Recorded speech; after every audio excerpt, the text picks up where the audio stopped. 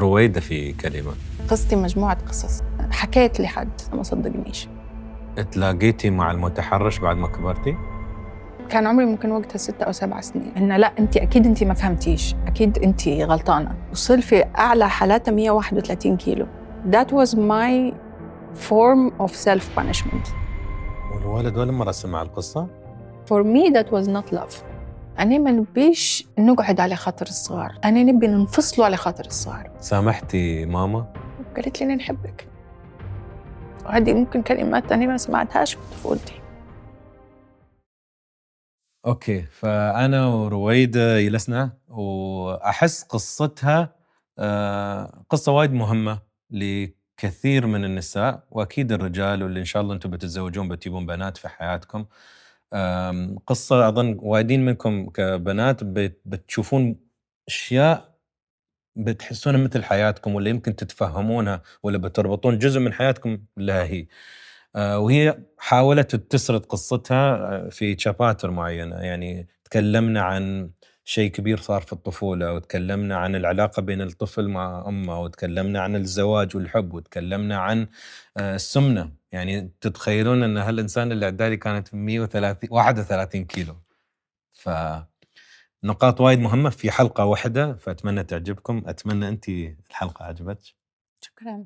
حسيت أنت you didn't do this صح؟ سويت؟ Did you؟ إيه صفقت. أنا I blacked out لأن لا صفقت. بدينا نهدرزوا والهدرزة زختت بعضها وما انتبهتش أمتى بدت الحلقة وأمتى كملنا. بس استمتعتي، تحسين عطيتي قصتك حقها؟ في راحة في الكلام. مم. يعني أنت تحس إن في حمل ونزاح، خاصة لو زي ما تفكر أنت إن في ناس ممكن تحس تلقى روحها في نقطة معينة، وإن الشيء هذا ممكن يساعدها، فهذا يخليك إنك أنت ما تهتمش بأي خوف ممكن في داخلك أو أي تبعات ممكن تصير. حلو. مم. استمتعوا، واللي يشوفها على السوشيال ميديا شوفوها. عنكم نقطة، عنكم مدحة، عنكم استفسار، عنكم اقتراح، عنكم أي شيء، سووا لها مسج، follow her, support her. ولو عندكم أسئلة أكيد هي بتقدر تجاوبكم ولا بعضكم، واللي يحبنا يدعمنا نحن دائما نحاول نكمل ونعطيكم حلقات جميلة. استمتعوا.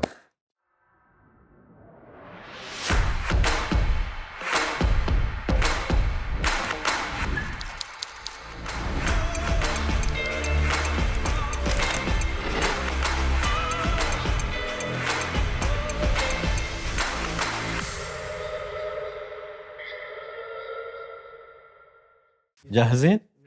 صفقة؟ يلا. أوكي. هلا رويدة. أهلا.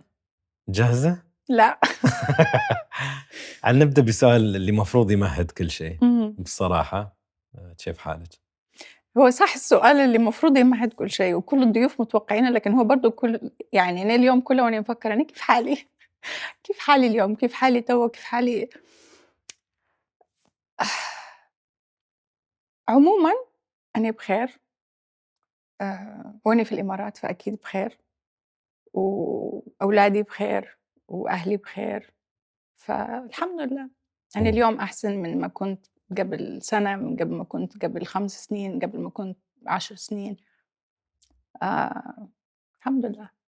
ليش اليوم أحسن عن قبل سنة، عن قبل 5 سنين؟ يعني حيكون كأن رد متصنع شوية، لكن لأن كل سنة نكبر، وكل ما نكبر تتغير نظريتي لهلبة حاجات. هلبة بالليبي يعني أسمعي a lot. فاهم. وايد. I think you care less about certain things صح. and you care more about certain things.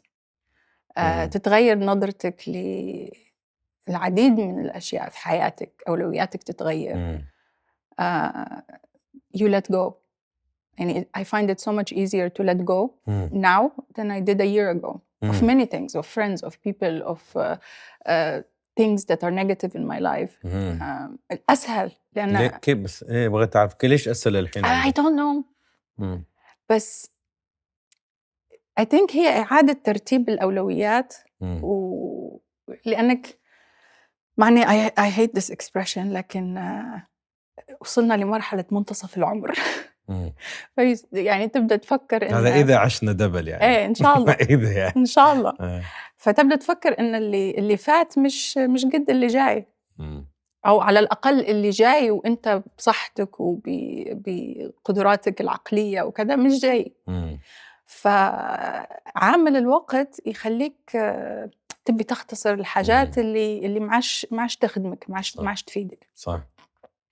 فتحسين في هالمرحلة من حياتِك أولوياتِك أعقل وأنضج؟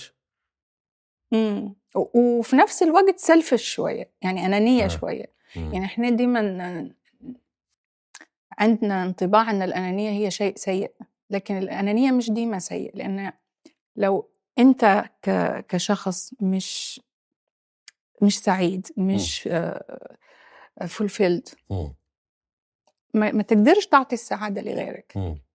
فsometimes كويس إن أنت تكون شوية أناني وتفكر في نفسك. يعني أنا مرات يكون عندي يوم، يعني مرات لما نجهز الجدول اليومي نحس إني نكره نفسي sometimes لأن نحط في back to back to back to back. فأنا وصلت لمرحلة إني لو فقت الصباح وقلت okay actually no and it's okay. يعني إمم. لو قررت إني نلغي اجتماع، نلغي اتصال، نلغي غداء سواء شخص، إنه it's okay عادي، الدنيا إمم. مش حتنقلب you know. فهذا الفرق بنحس. على كلمة الأنانية أنا أسميها في أنانية صحية. إمم. وأفضل طريقة عشان أنا إنسان كروي دائمًا أقول المهاجم في الفريق إمم. لو مش أناني ما بيسجل جول. صح.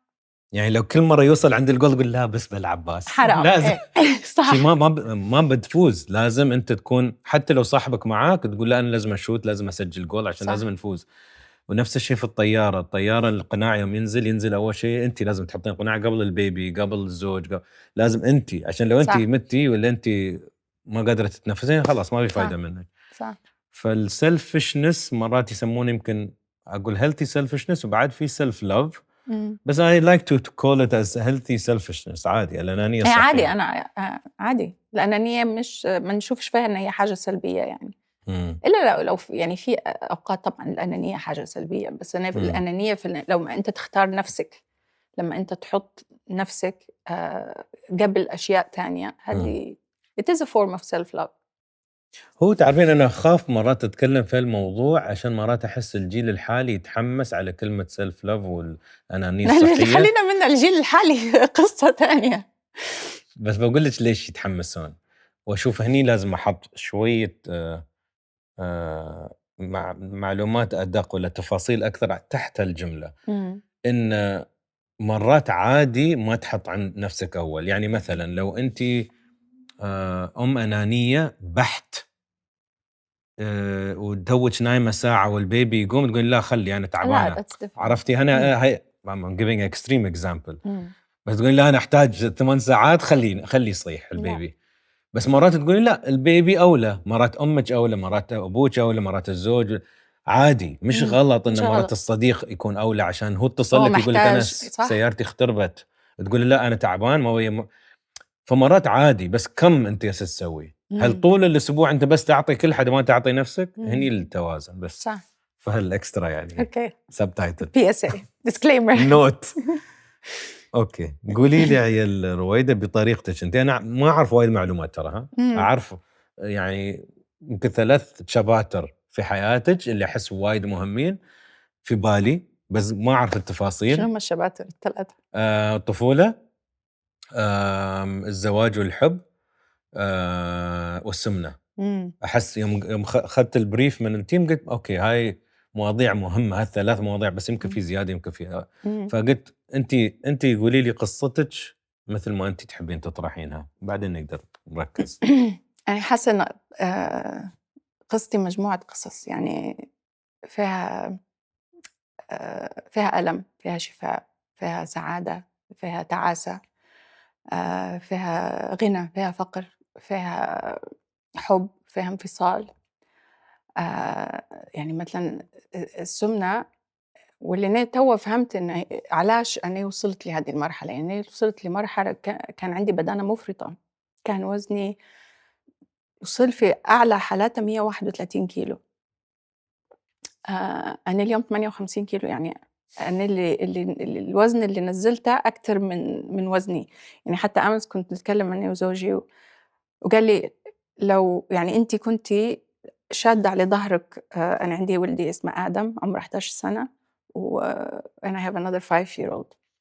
الزوز مع بعض على ضهري طول اليوم، واحد وزنه 50 يمكن وواحد واو! وزنه 20. إمم. فأنا وصلت لمرحلة إني فهمت إن that was my form of self punishment. إمم.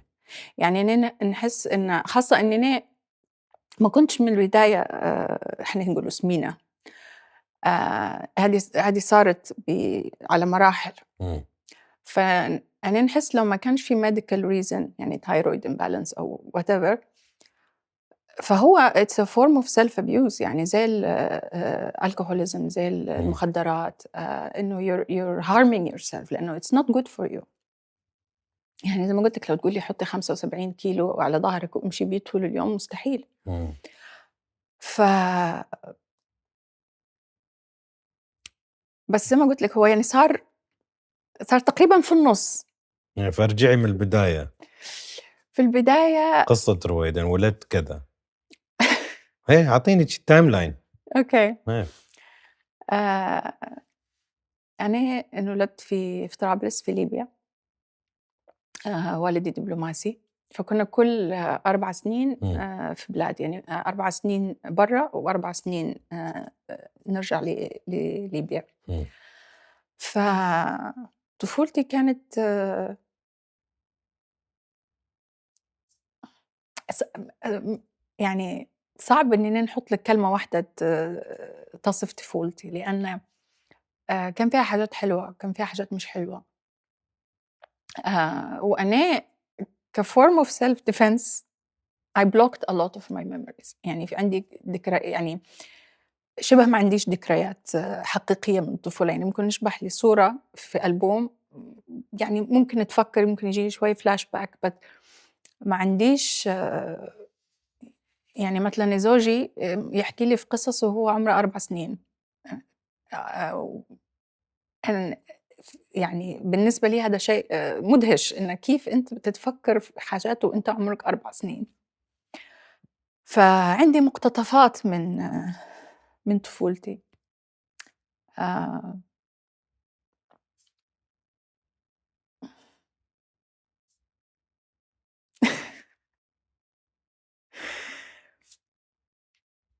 آخر مكان كان بابا فيه في ال في واحدة من سفراتنا كان في ماليزيا، و انتهت البعثة في نهاية 2002 تقريبًا، فرجعنا لطرابلس. وقتها ليبيا كانت تحت حصار من أمريكا، اللي هو كان بداية تقريبًا في ال86، يعني من لمّا أنا عمري سنتين. وقتها كان الحصار كيف بيبدأ يرفعوا فيه عن ليبيا. هو اللي eventually نحوه في 2004. ف وأنا في ماليزيا كنت بديت دراستي الجامعية غادي، قريت ثانوي وكنت بادية في أول سنة جامعة، وفجأة رجعنا لأن البعثة انتهت. إمم. فانتقلت من آآ نموذج حياة معيّن كنت نقرا في الجامعة. كنت في نفس الوقت نشتغل متدربة في قسم الsales and marketing وقتها في الجامعة، يعني هم كانوا يختاروا في مجموعة من الطلاب and they offered them internship، فأنا كنت واحدة منهم. فتذوقت طعم الشغل بكري. إمم. وإحنا طبعًا خاصة لمّا ندعوا على 23 سنة فاتت، ولمّا تحكي على بنت عيلة وكذا، ما فيش مش من المتعارف إن البنت تشتغل، إن أوكي تكملي دراستِك الجامعية، إحنا شعب متعلم، لكن الشغل ما كانش بهداك الأهمية إمم. خاصة للبنات اللي كانوا في وضعي يعني. فالحياة صارت غريبة شوية. التحقت طبعًا بجامعة وكنت كمّلت دراستي وكذا، لكن يعني فجأة أصبح كل المطلوب منّي إنّي نكون موجودة، لو في مثلًا عرس أو أسبوع أو كذا لازم نطلع ونلبسه، ممكن واحدة تشوفِك تخطبك لولدها like هذه أقصى الطموحات يعني. كلمتني قريبتي مرّة وقالت لي بيفتحوا فندق جديد. هذا كان أول فندق 5 نجوم عالمي، لإنه طبعًا كان في فنادق 5 stars لكن لأن في حصار في الشركات الأجنبية ما كانتش تقدر تفتح. إمم. فهذا كان أول international 5 star hotel. قالت لي: "تعالي نشربوا قهوة." قُلت لها: "أوكي." هذا فنجان القهوة غيّر لي مسار حياتي، لأن لمّا خشيت اللوبي بتاع الفندق، حسيت إني أول مرّة نخش فندق، لإني شبحت لها أو شُفت لها من منظور غير. حسيت إن في كل حاجة كانت ناقصتني، لأن كان في buzz، في اجتماعات، في ناس وvibe إمم. وenergy. فحسيت إني محتاجة منها الطاقة هي. إمم. فنتفكر مشيت بعد ما شربنا القهوة، مشيت للreception قُلت لهم اعطوني الdetails بتاع الHR. تواصلت معاهم بروحي يعني ما سألت أي حد. قُلت لهم وكان عمري 18 سنة وقتها يعني. فقُلت لهم عندكم vacancies. طلعوا بالصدفة they were looking، كانوا يدوّروا على sales and marketing coordinator. وأنا طبعًا كنت ليبية، طبعًا غادي يهمهم إنه يكون عندهم ليبيين، نتكلم عربي، نتكلم إنجليزي. I had شوية experience لإني كنت متدربة. ف I had another I went again، داروا لي interview، داروا لي مقابلة وعرضوا عليَّ الشغل. إمم. نتذكر إن باش اقتنع بابا، مع إني زي ما قُلت لِك يعني بابا دبلوماسي ومُتعلِّم ومُثقّف، لكن لمّا تكون في وسط المجتمع ذاته، وبعدين زي ما قُلت لِك هذا كان من 23 سنة، آآ الناس كان لها هلبة رأي في حياة الناس الخاصة يعني إمم. الناس شو بتقول علينا هذه لازم تسمعها في كل حوار. فكان الأمر صراحة أخديه وقت باش بابا اقتنع إنه إمم. علاش تبي تشتغلي، شو ناقصِك؟ كمّلي دراستِك الأول، وتاني مش حنوقف دراسة، أنا نبي نشتغل إمم. نلتحق بالدراسة remotely علاش مستعجلة؟ كانوا ديما يسألوا فيّا أنتِ على شو مستعجلة؟ you know. لكن أنا حسيت إنه كان ناقصني حاجة، إني ما نقدرش نمشي نفيق كل يوم، نمشي إمم. جامعة ونروّح like that's it لأ. ففي النهاية اقتنع وبداية شغل وحبيت خاصة إن هم كان صعب عليهم يفهموا شنو هو الشغل. إن لمّا تدوي على الPR والmarketing العلاقات العامة والتسويق من 23 سنة، إمم. كانت زي الAI من 5 سنين إنه بدعة، إنه إيش معناها يعني فهّميني شنو هو الشغل بالضبط. إمم.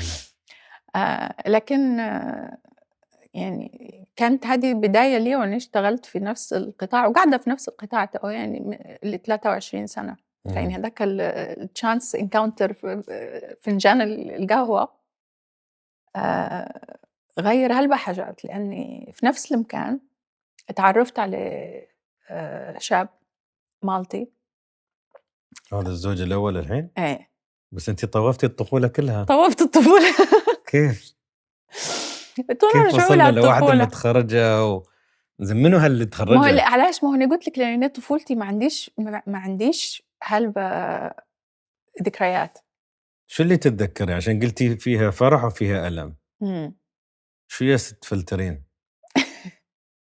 عشان أنا أعرف بعض المعلومات، أعرف إنه كان في تحرُّش جنسي، أعرف إنه يعني شُفت أشياء ما أبغى أنا حتى أتكلّم عنها عشان آخر شي قصتِك أنتِ، إمم.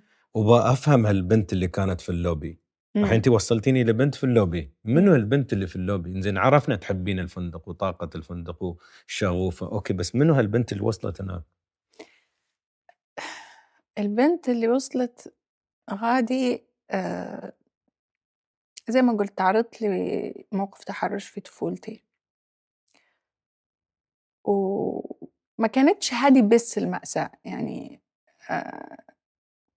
المأساة كانت إني أنا كان عمري ممكن وقتها 6 أو 7 سنين، وهذا ممكن واحد من الأسباب علشان ما عنديش ذكريات طفولة يعني، لأن يقولوا أنت لمّا بتحاول تدير بلوك لذكريات ما تقدرش تختار you block everything الhappy and sad.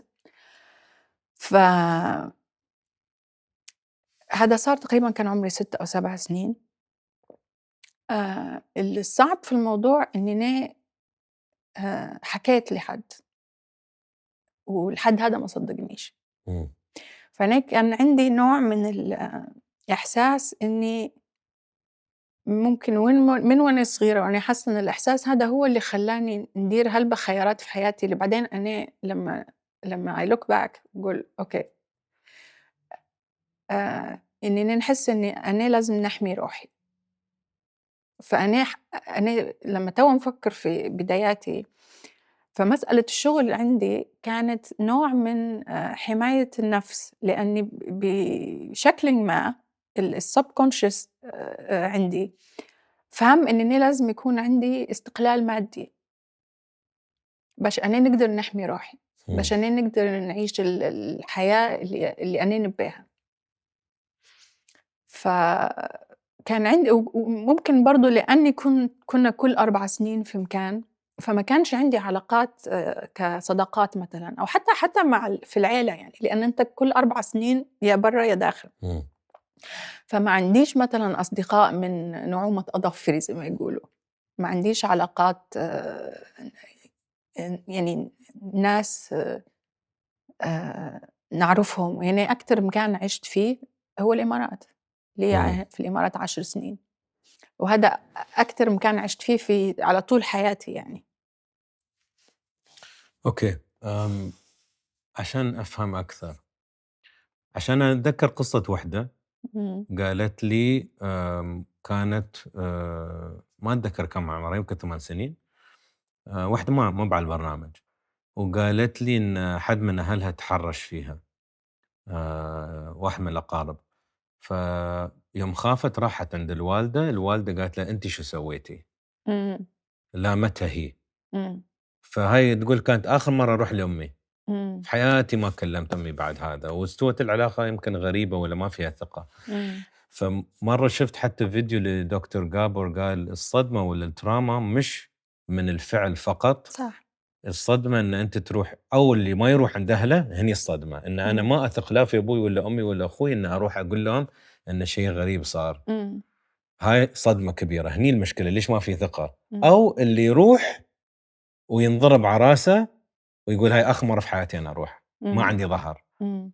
فهل أنتِ قلتِ ما تتذكرين، هل تتذكرين الموقف؟ هل كان حد مثلًا قريب منِّك، من أهلكم، من ربعكم؟ عشان عمومًا نكون في المحيط القريب يعني. إيه، هو كان زوج خالتي، إمم. وكان يشتغل في التعليم، إمم. يعني مُربّي أجيال، وكان من النوع اللي ظاهريًا متديّن. آآ وأنا طبعًا كنت صغيرة ما كنتش فاهمة شن صاير، يعني هو آآ كان ينتهز فرصة إنني مثلًا أكون بروحي ويتحرش فيّا بطريقة غير ملائمة. آآ لكن أنا لمّا حكيت تقريبًا كان عمري 11 سنة. بعدين إيه يعني. بعدين، لأن أنا في هداك الوقت أنا مش فاهمة، أنا عارفة إن في حاجة is making me uncomfortable إمم. بس I don't understand it. I don't understand why is he touching me this way. كان مرة واحدة والّا وايد مرات؟ كانت كذا مرة. أوكي. أنا لمّا eventually اتكلمت لأني شُفته في نفس الموقف مع بنت تانية، إمم. مع طفلة يعني، أصغر عنِّك. أصغر يعني خلاص أنا كبرت إمم. فممكن هو صار يخاف. 11 حقه هو يعني أنتِ ما كبيرة. هو عندها ممكن عندها limit. آه. فممكن يقول لِك لأ يخاف، وبعدين حتى بحكم مجتمعنا أنتِ كل ما تكبر فال ال ال الاحتكاك أو إنني نكون بروحي أو كذا غير من لمّا أنتِ إمم. تكون طفلة صغيرة 6 إمم. سنين 7 سنين. إمم. فأنا لمّا اتكلمت اتكلمت لأني شُفت التاريخ يعيد نفسه، إن شُفت في طفلة تانية ممكن يصير لها نفس الأذى. وبرضه صار نفس الشيء، يعني إني حكيت ما كانش أنا هذه كانت نقطة فاصلة لفترة طويلة بيني وبين الوالدة، لإني طبعًا حكيت للوالدة. أولًا عشان استجمعت شجاعتي واتكلمت في موضوع زي هذا وأنا عمري 11 سنة، إحنا نتكلم عن التسعينات تقريبًا. يعني إحنا لحد توا صعب إن إحنا نتكلموا في المواضيع هذه، وفي ناس تقول لِك لأ هذه مواضيع دخيلة على المجتمع، هي مش دخيلة، هي إحنا ما نتكلموش عليها لكن هي موجودة. وهذه المشكلة إن إحنا ما نتكلموش عليها، فإحنا نوعًا ما نساعدوا في الناس هادول إن نتستروا عليهم، فهمتني؟ فهي ما كانتش ممكن كانت هذه نوع من آلية دفاع عندها إن باش تصدّق أنا حول اللي أنا قُلته لها.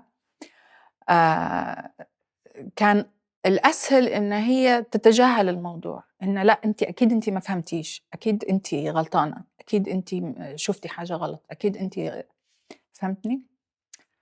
فمن لحظتها آآ حسّيت إني أنا لازم نهتم بنفسي، إننا نبقي نحمي نفسي، لأن ما فيش حد حيحميني. وكان في فترة طويلة يعني أنا ما انقطعتش العلاقات مع أهلي، لكن كان فيها برود، كان فيها كان عندي غضب شديد، خاصة يعني أنا توا أم ل4 أطفال، فمجرد إني نفكر إن واحد من أولادي يتعرض لشيء زي هذا يعني I could kill، فهمتني؟ كان عندي غضب لمدة طويلة، وعلاش أنا، وعلاش ما صدقونيش، فهمتني؟ وبدأت نبرر لنفسي في هلبة أشياء ب ب إني أنا لأ عادي إني be selfish، إن أنتِ لأ اهتمي إن take care of you. آآ وكانت يعني حاولت إني حتى بعد ما كبرت وبعد ما جبت ولاد، حاولت إني نفتح الموضوع تاني كذا مرّة، بس كان جدًا صعب عليها إن هي تتكلم في الموضوع، كان من الأسهل إنه إحنا we continue to pretend it never happened. إمم. لحد السنة اللي فاتت، إمم. وممكن برضه مع إن إحنا كبرنا وصلنا ال40 وصار في نوع من النضج نوعًا ما، حتى أنا بديت نفهم إن أمي واللي هي سيدة مثقفة ومتعلمة وعندها دكتوراه وكانت تشتغل في مجال الأطفال، هي في النهاية ابنة جيل آآ اتربى على إن الصمت عفة، وإن الكلام عار، وإن الصوت خاصة لمّا تكوني يعني إحنا من وإحنا صغار يقول لِك أنتِ بنت صوتِك المفروض ما يطلعش، يعني أو لو تشوف لمّا الولد يقول أنت راجل البيت يبدأ عمره 3 سنين يقول لها أنت الراجل، لكن البنت صوتِك ما يطلعش you know. ف فهمت إن هي هذه في الحاجات، في حاجات اللي هي ما لهاش علاقة بالتعليم ولا الثقافة ولا هي المحيط، هي ممكن ما هي تبعيات إن اللي أنا قُلته كان حيكون صح وقتها. فاتكلمنا السنة اللي فاتت كانت ماما هنا في زيارة في الإمارات، ولأول مرة اتكلمنا من غير غضب، من إمم. غير صراخ which is usually from me، من غير لوم، يعني اتكلمنا أم مع أم، وأنا شرحت لها قُلت لها أنا أولادي ال4 لو يعني واحد منهم يقول لي أي حاجة نبّيهم يعرفوا إني I always got their back، إمم. I will always believe them. I'm always in their corner لأن هذا الشيء كان ناقص عندي. و وهي قالت لي يعني كلمات ممكن لأول مرّة في حياتي نسمعهم منها. قالت لي: "أنا آسفة." آآ قالت لي: "إني ظلمتِك." قالت لي: "إني فخورة بيك." قالت لي: "إني نحبِّك."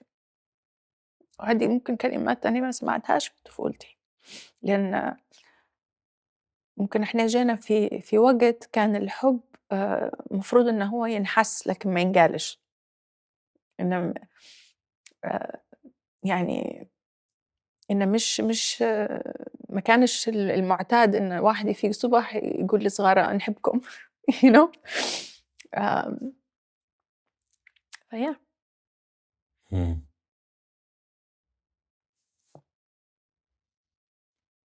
إمم. وبابا ما كان يعرف؟ no كان عندِك العلاقة إن تقدرين تروحين عند بابا لأ والّا علاقة بعيدة عشان مشغول I think هي مش مسألة إنه مشغول، بالعكس بابا يعني إحنا 4 بنات ولد، إمم. و بابا يحبنا ويدلّل فينا ويدلّع فينا على طريقته، يعني بس برضه هي مفهومية إن الحب ينحس ما ينقالش، إمم. يعني يعني بابا عمره ما قال لي نحبِّك مثلًا، لأن مش حاجة يعني إن هو أبوه وأمه ما قالولهاش إحنا نحبوك، المفروض أنت تفهم أنت ولدي يعني إني نحبك ما فيش داعي إني نقول لك، فهي نفس العقلية إننا معلش بنقول لِك إننا نحبِّك. أنتِ of course أنتِ بنتي، يعني مجبورة نحبِّك فهمتني؟ فهو الحُب مش إنه كإنه واجب، إمم. إنه واجب علي أنا نحبِّك لإنِّك أنتِ بنتي، لكن إن أنا هو يقول لي مثلًا تعالي بنتي أنا نحبِّك، لأ، فما كانش وخاصة بعد ما أنا اتكلمت مع ماما و و واتسكّر الباب زي ما أنت قُلت، كان صعب عليّا إني أنا أفتح الموضوع مع بابا. هو وايد مرات أفكر صح الحين يمكن على كبر أنتِ وايد ناس اللي يمرّون في هالظروف يفهمون إن مثلًا إن الأهل ما كان عندهم الأدوات إمم، إنه يواجهون حقيقة إمم، مثل هالحقيقة، والّا يخافون لو اعترفوا حقيقة معناته هم فاشلين في إمم، تربيتهم، ما عرفوا يحمون أولادهم. إمم، هذا إدراك، أنا لو أعترف إن حد تعدى على أولادي معناته يمكن أنا مقصّر، أنا لو مخي شي مربوط في هالشيء. صح، فوايد اليوم بس تقدرين، المشكلة أنا اللي قلبي يعورني على الطفل، الطفل ما عنده الخبرة ولا إمم، النضج ولا الempathy ولا التفاهم ولا أي شيء، إنه يقدر يتفهم ليش ماما تقول لي أنت غلطان، إمم، وأنت ليش رحت بيت ما أدري منو، إمم، وأنت أنت أكيد تتخيل. إمم، الأهل يحاولون، حتى يمكن مش مدركين إنه ما يبون يستوعبون إن هاي يمكن حقيقة، يمكن حد تعدى على إمم، ضناي، إمم. فيقول لك لأ أنت مخرف، أنت تتخيل، أنت كذا، والّا أنتِ شو سويتِ، والّا أنتِ شو كنتِ لابسة، إمم. يعني اللي يقول أنا الحين أنتِ عمري 6 غلطانة. سنين. يعني تخيلي أنا هل أقول لِك قصة ثانية كان من هالزاوية، إمم، يعني أنتِ شو سويتِ؟ إمم، زين بدل ما الأم هذه تقول منو هالحيوان اللي إمم، سوى في بنتي، إمم، الحين بنروح المركز والّا كذا، قالت له أنتِ شو سويتِ عشان هو يسوي؟ إمم، فتخيلي بنت صغيرة تسمع لأول مرة إنه زين أنا اللي حد تعدى علي، إمم، شو قصدِك أنا شو سويت؟ إمم، بس الموضوع أحسه يعني محزن إن هالأطفال ما بيقدرون حتى يفكرون من زاوية أخرى، لا أكيد أمي تربت بطريقة ما قادرة، لا إيه لأ، هو تكسر. وأنا أشوف إن هذه مش حتى أطفال يعني أنا هذه طريقة التفكير وصلت لها حديثًا يعني إمم. من سنة ممكن، تخيلي. لأن كان قُلت لِك كل ما نفكر في الموضوع عندي غضب إمم. إن أنا حسيت إن أنا حُرمت من طفولتي. حُرمت من علاقة كويسة مع أمي، لإن قُلت لِك كان فيها نوع من الجمود، لإن أنا كنت غاضبة، كنت كان عندي rage you know يعني هو أعلى من الغضب. آآ فكان فمش مش سهل إنِّك أنت وأنا اخترت إني نتكلم في الموضوع، اللي هو طبعًا لحد يومنا هذا زي ما قُلنا موضوع controversial يعني، وزي ما قُلت أنت أمّا تطلع ناس يقول لك لأ اشبح هي شندارت أو whatever. آآ بس لو في حد يا إما توا أو من زمان تعرّض لموقف زي هذا، أو في أم مش عاطية لأطفالها مساحة أمان إن هم ييجوا يكلموها في موضوع زي هذا، لأن زي ما قُلت لك إحنا نقعد نقولوا لا مجتمعاتنا العربية ما فيهاش هذه حاجات دخيلة، لأ هذه أمراض إنسانية ما تعرفش جغرافيا، هو بس إحنا ما نتكلموش لأن الناس تخاف من الهجوم، ممكن الناس تهاجمني، لكن لمّا أنا حسبتها قُلت إنه أوكي لو تَمَن إن أم حتهتم بأولادها أو إن حد تعرّض لتجربة زي هذه حيتكلم عليها إن في أشخاص حيهاجموني أو حيشككوا أو عادي مش مهم، التَمَن يستاهل. واحترم هالشيء. وهالشيء اللي هسه أقول لِك أنا أحس إنه خصوصًا حتى في AB Talks أحاول أجيب هالمواضيع عشان مواضيع منتشرة بشدة، ومثل ما أنتِ قلتِ السكوت عليها تأييد لها، إمم، دعم لها، صح، إن لإنه يعطي أمان، المتحرش يقول إيه ما فيش حد المجتمع ما بيتكلم أنا باكمل. صح.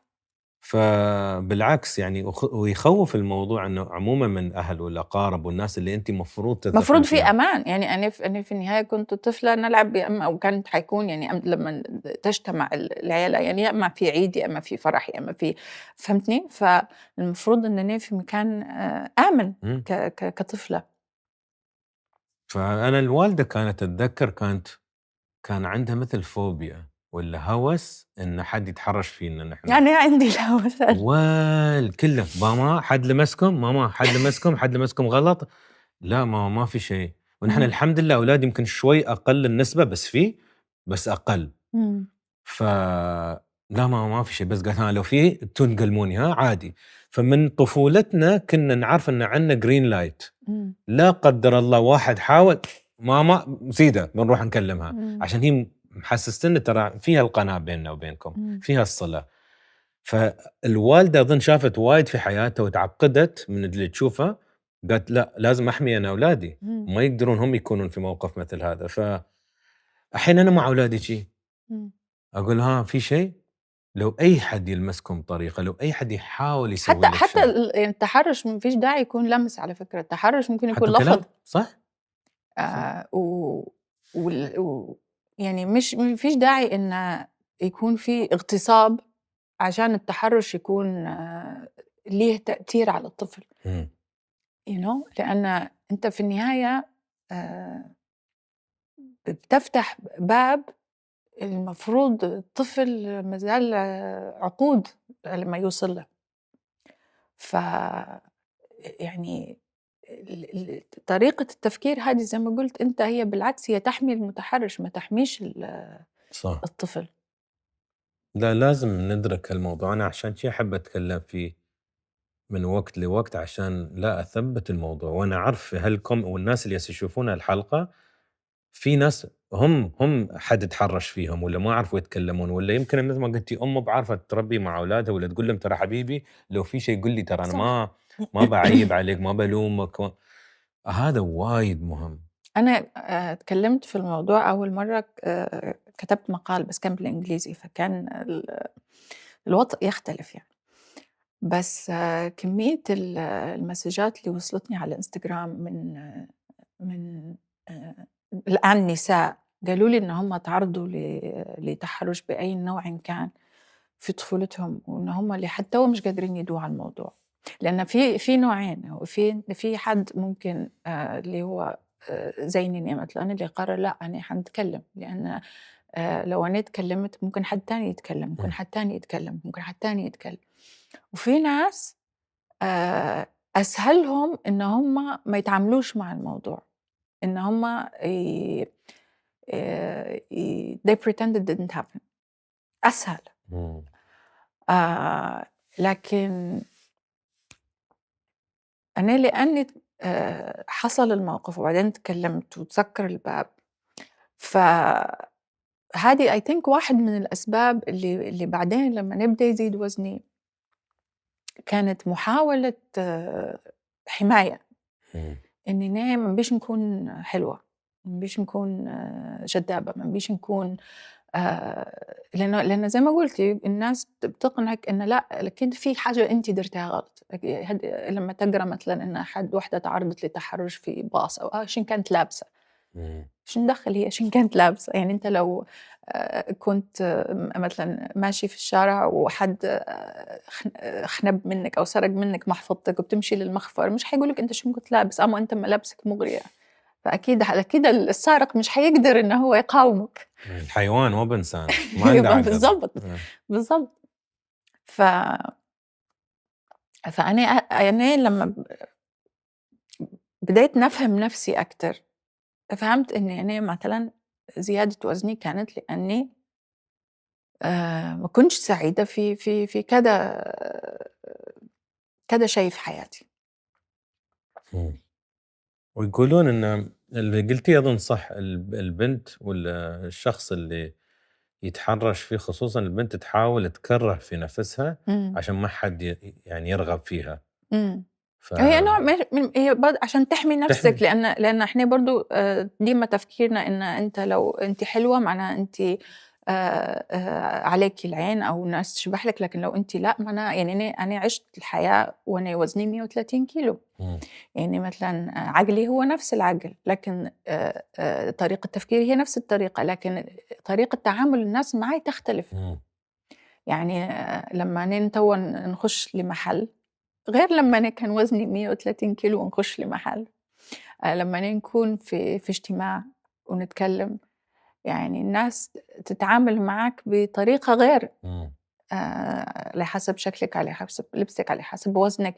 يعني في ناس ممكن يحسوا بعدم الارتياح لما يكون في حد morbidly obese معاهم، لأن ديما في علاقة بين الكسل والوزن فطبعا يعني ديما احنا متربين ان الشكل الخارجي هو اللي حيقرر طريقة تعامل الناس معك. الحين اوكي، هاي رويد اللي الحادثة صارت عمرك 6، كلمتي ماما عمرك 11، سكرتي الباب قلتي لازم اهتم في نفسي. نرجع اللوبي، وصلنا الجامعة، رجعتي ليبيا، شفتي الفندق 5 نجوم. في هالفندق ال5 نجوم لاحظتي ان هالتجربة جميلة وبكون جزء من هذا، واقنعتي بابا إنه لا أنا لازم أشتغل كذا كذا كذا. المجتمع يقول ما تحتاجين تشتغل، أنا بشتغل مش بس ما تحتاجيش، عيب، لأنه فندق فندق عيب. فيعني هذه كانت بروحها مسألة تانية. يعني لو مثلا لو كنت قلت لهم إني نبي نشتغل في الجامعة مثلا ما كانوش حيعارضوا بنفس كيفية معارضة الفندق. إنه لا، لأنه فندق. أوكي، آخر شيء اقنعتي؟ اقتناع. أوكي، وبعدين؟ قلتي وصلت وتعرفت على واحد. أوكي. تعرفت على واحد مالطي. طبعا علاقتنا كانت في حدود الفندق. أولا أني كنت صغيرة، ثانيا هو مالطي وكان أشقر وعينه خضر. يعني ما فيش أي إمكانية إنه مثلا، وطبعا أجان هذه كان من 23 سنة، يعني هو لحد توا مش من الطبيعي في مجتمعنا إن اثنين أصحاب أو أصدقاء أو أي حاجة يطلعوا يشربوا قهوة أو كذا. وأنا اتكلمت مع أهلي كذا مرة، قلت لهم في شاب وبس. هو شوف بصراحة يعني أنا لأني أم، فبديت نشوف في التاريخ متاعي من منظور أهلي، فكان في أوقات نعذرهم لأن الوقت هو عمري 19 سنة يعني صغيرة. وهم يعني تعرفوا عليه كذا مرة لما يجوا في الفندق يتعشوا أو مثلا في حفلة عيد ميلادي أو كذا. بعد تقريبًا سنة من وإنه نشتغل في الفندق قرروا إن هم الشركة قررت تبعتها تاني مالطا. ف أنتم ليه الحين حاليًا كنتم في الحب والغرام already؟ كان حب آه. وغرام في حدود في فندق. حدود الفندق، يعني كانت أكتر آه. صداقة من أي شيء تاني. puppy love إيه الحب innocent love. yeah. قال لي إن الشركة بتبعتها تاني لمالطا، قُلت له listen أنا I don't believe in long distance relationships أصلًا وجّاني الlong distance من 23 سنة غير الlong distance الأيام هذه يعني. فقال لي لأ خلّينا نتزوج. إمم. فقُلت لأهلي، أهلي رفضوا في البداية بس في النهاية اقتنعوا. طبعًا هو أسلم ويعني بس هو كانت نفس الشيء نرجع لنقطة إن الناس شو بتقول علينا، مش إنه هو مثلًا شخص مش كويس أو سيء. وكان شيء غريب إنه خاصة كبنت، لأن again الولاد قوانينهم غير، فإن بنت بتتجوز أجنبي لأ، علاش؟ الناس شو بتقول علينا؟ لكن في النهاية اقتنعوا، لأن يعني أهلي الحمد لله زي ما قُلت لِك مثقفين وممكن تفهموا أكتر شخصيتي وقتها إن أنا هل تقتنع بسهولة والّا بعد عناد وصراع؟ كان شوية في عناد، لكن زي ما قُلت لِك لكن في النهاية قالوا لي أوكي لو يعني نتفكر في موقف طريف باش يفهمِك بس سيكولوجية أهلي في التعامل معي. يعني أنا مثلًا لمّا كنت في الجامعة في ماليزيا كنت ناقرا في PR وmarketing وbusiness administration وinterior design وIT ما شاء الله. يعني بتاع كُلّه زي ما يقولوا. ف وكنت دايمًا نحب إن أنا ما نحبش نستنى حد يدير لي حاجة، يعني أنا نتفكر مرة هذه أيام ما كانت الsatellite لازم يكون في satellite فوق البيت. فأنا هذا بعد ما بديت نشتغل، فبعد ما بديت نشتغل وبديت financially independent قررت إني نبي نحط تلفزيون وsatellite خاص بي يعني في الدار which again من 20 سنة ما كانش العادي، هو الحوش أو البيت كان فيه تلفزيون واحد. صح. أنا قررت لأ أنا نبي نشتري satellite ونبي نشتري تلفزيون I want to put it in my room. وأنا فعلًا مشيت وشريت التلفزيون وشريت الsatellite وحطيت وقُلت لبابا يساعدني إني نركبهم. فبابا بدأ يتماطل شوية في الأمر. بابا يعني عنده صبر طولة بال. طولة بال ما شاء الله يعني. زين. وأنا طبعًا الopposite أنا العكس أنا نبي كل شيء توا you know. ففي النهاية ركبت أنا فوق الحيط اللي هو فوق السطح. ركبت الsatellite نزّلت الwires I figured it out يعني هي it's not rocket science يعني في عقلي قُلت لو هو القسطى أو بيجي يدير أكيد ده يعني حيكون فهمي حتى أنا ممكن في نفس المستوى ممكن نفهم يعني it's not hard يعني. ودارسة IT يعني. أيوه دارسة المفروض يعني. ففي النهاية I did it فنفكر I was شوية gloating يعني. فقُلت له: "بابا على فكرة خلاص إني ركّبت الsatellite." فقال لي: "أنتِ كل حاجة تفهمي فيها."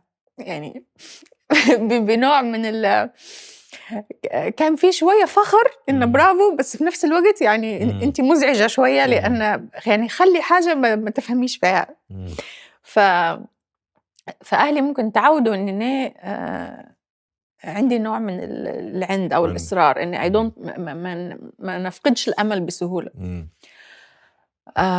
وهُم حسّوا إن أنا فعلًا حابة شغلي، إن أنا حابة الجو اللي أنا فيه، وإن أنا ممكن ما كنتش حنكون سعيدة لو إن أنا ما لإن بعدين الحلم تطوّر، إن أنا اشتغلت في الأوتيل هو ممكن سنتين. إن أنا نبي نكرر نفس التجربة بس في مكان تاني، يعني هو السفر والسياحة والفنادق مع بعض. ف ف وأنا already عندي الbug بتاع السفر من طفولتي. فكان في شوية صعوبات، كمان كما قُلت لك هي كانت أغلبيتها إن شو بيقولوا علينا الناس. فأنتِ الحين عمرِك 19. على 20 20 تزوجتِ؟ تزوجت تزوجتِ في ليبيا؟ في ليبيا، بعدين رحتوا حولتوا؟ بعدين رُحنا لمالطا. أوكي. عِشت في مالطا تقريبًا 3 سنين. إمم. وبعد فترة مالطا جميلة، يعني أنا نحبها مالطا. و and I speak fluent Maltese which is useless بس except if I'm in Malta. Yeah. بس بعد 3 سنين بديت نحس فيها تصغر عليَّ شوية. إمم. يعني أنا مثلًا زوجي كان عنده أقارب ما عندهمش جواز سفر مثلًا. في شوية island mentality إن آآ this is nice, this is enough. يعني نقدر نمشي لإيطاليا بالID card إمم. فتمام، ما فيش رغبة اكتشاف العوالم إمم. الأخرى، فهمتني؟ فكنت أنا طبعًا في بداية حياتي المهنية. زوجي كان منصبه أعلى شوي، فمن غير ما قُلت له بديت نقدّم له في I started applying for jobs for him إمم. abroad. ف من غير ما كان عنده، لأنه هو يعني كان وحيد أمه. إمم. ف لكن أنا حسيت إني أنا خلاص أنا البلاد هي بعد 3 سنين. وأنتِ هني ضعيفة للحين؟ سوري هذا شيء غير. أنا كان وزني عادي، أوكي. يعني لأن الحين ما دخلتِ ما دخلت في أوكي. هو بداية الوزن شوية، شوية يعني ممكن في البداية كان ممكن 5 كيلو هنا، 6 إمم. كيلو هنا. فقدّمت له على آآ وظائف في كذا مكان. ومرّة كنا مقعمزين ورن تليفونه وق قالوا له: إحنا نكلموا فيك من فندق كذا وكذا في البحرين بخصوص الطلب. قال لهم: أي طلب؟ زي الأفلام إمم. نشيّر له يس، يس، يس. المهم فدار الinterview وعرضوا عليه الشغل إمم. وانتقلنا للبحرين. فخطتِك مشت يعني. إيه، إيه، إيه. أوكي. وهو You get what you want. I do. آه. والبحرين هذه كانت بدايتي في الخليج. عشنا في البحرين إمم. سنتين. جبتِ أولاد في كل هالفترة لأ، الحين؟ أنا قعدت متزوجة 15 سنة. أوكي. جِبت الأولاد تقريبًا بعد 10 سنين.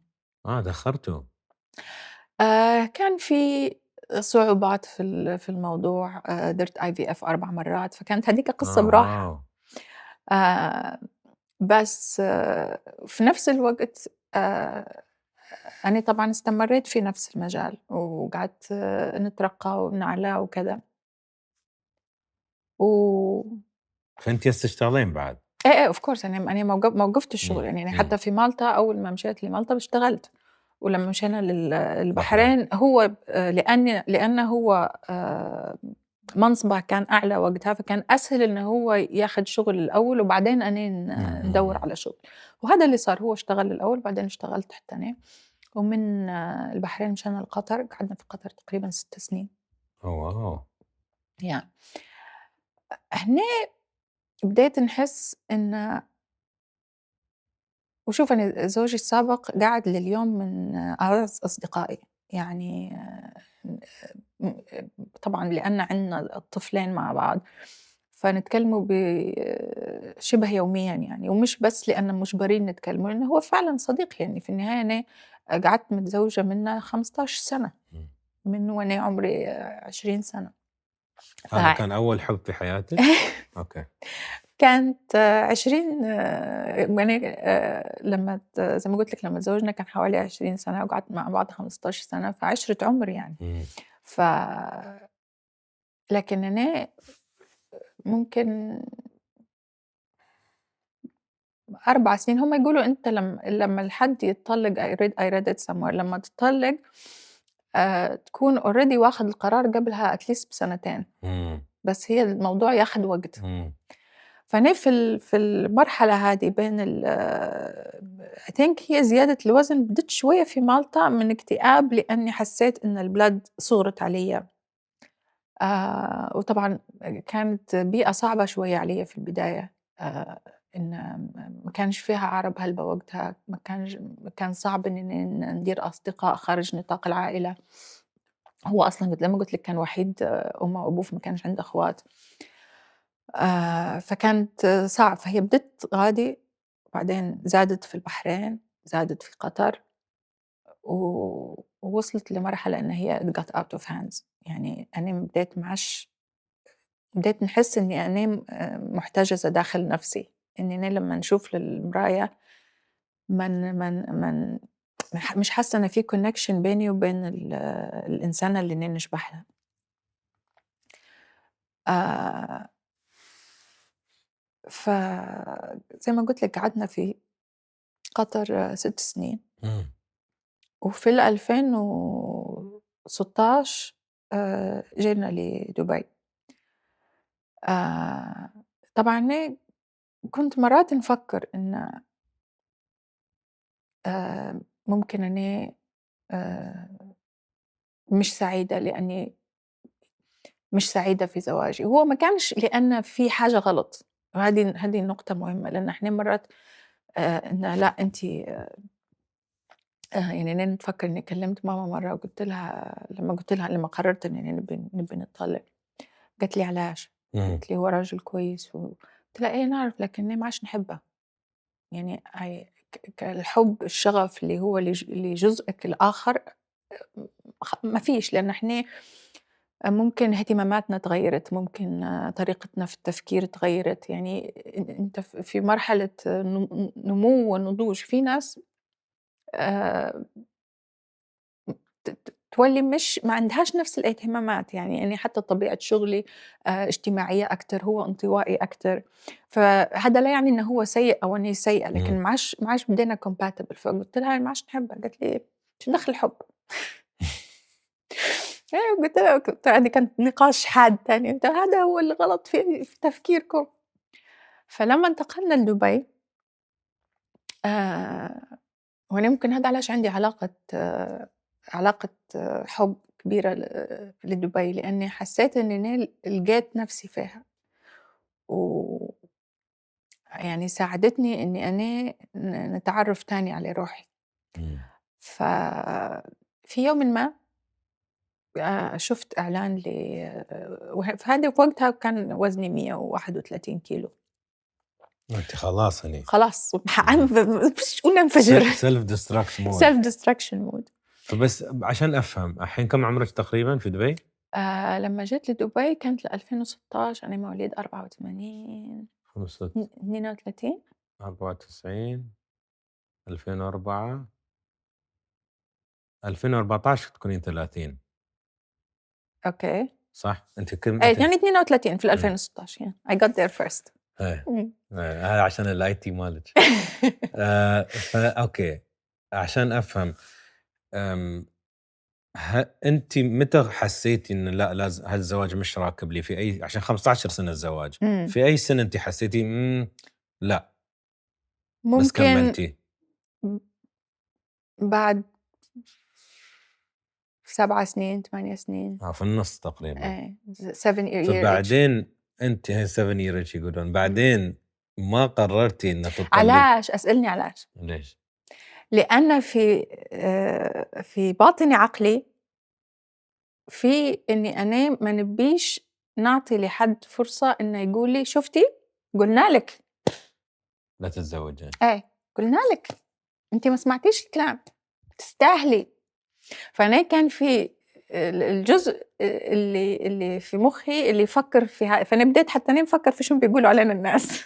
هي عدوى. عشان مبرمجة أنتِ إيه برمجة زي ما قُلت. لكن بعدين أنا بديت I think I was trying to heal myself. إن قعدت نقول، وصلت لقناعة إن مش كل علاقة لازم تستمر للأبد عشان تكون ناجحة.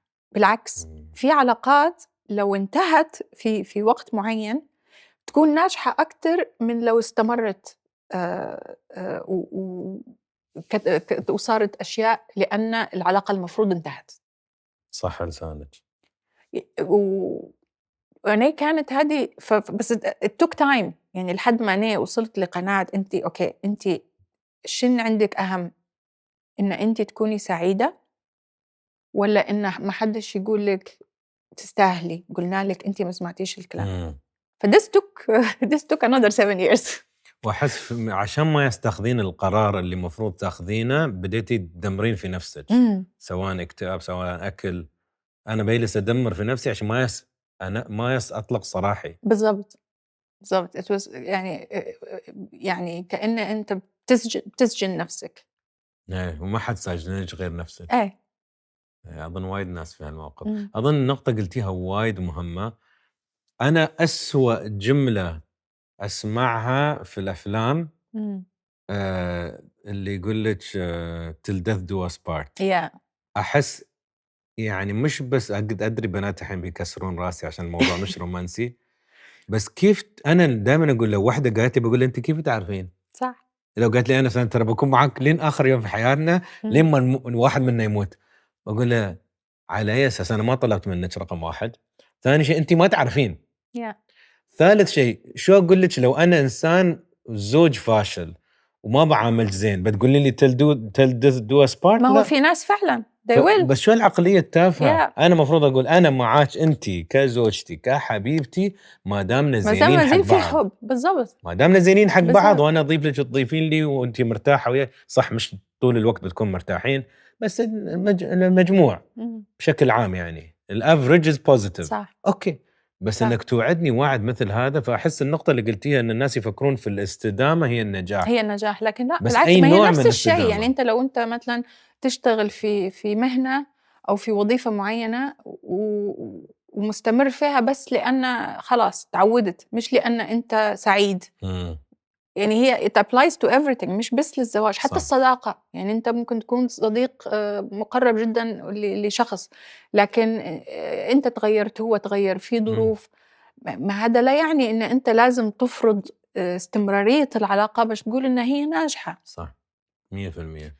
حتى اللي وانت تتكلمين رجعت لمخي الكروي، في مدربين وحتى لعيبه سله إيه، ولا بيقول لعيبه كره المفروض تقاعد وخلاص. يوم يوصل فوق يسحب. صح. انا اقول it's the art of quitting to صح. know when to quit. متى صح. اسحب عمري ما دام انا لين الحين منجز وحصلت الكؤوس وحصلت صح. الالقاب، اسحب نفسي وما شاء الله يقول ما شاء الله. حتى زين الدين زيدان يوم طلع في وهو توب، أوجه. إيه. مش انه يبدا يخبص وبعدين الناس روح الجمهور يقول ابو يلا روح. هني ما طلت، هني طولت الموضوع. صح. فانا دائما اقول واحد متى هني شاطر في لعيبه مثل مايكل جوردن اللي احبه وايد، بس كل مره كان يعتزل كان يرجع ما يعرف الفلوس. لما الناس يقولون له خلاص انت بس وقف ما تقدر تركض مثل قبل. فهني مرات الانسان اللي يربط نفسه بصوره معينه، لو انت رابطه نفسك بصوره الزوجه المثاليه التي لا تطلق، فانت مستمره في زواج، الزواج تعيس وسام خلاص ما يمشي زين. لا انا صورتي انا اي دونت كويت. صح.